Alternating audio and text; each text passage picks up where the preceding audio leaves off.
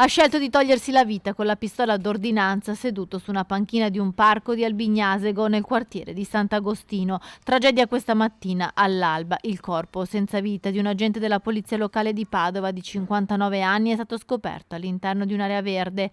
A dare l'allarme un passante che ha subito avvertito i soccorsi, ma quando sono arrivati sul posto per il vigile non c'era già più nulla da fare. Dai primi accertamenti l'uomo, prossimo alla pensione, da tempo viveva un periodo un po' cupo. Si è sparato un colpo di pistola con l'arma in dotazione agli agenti della locale.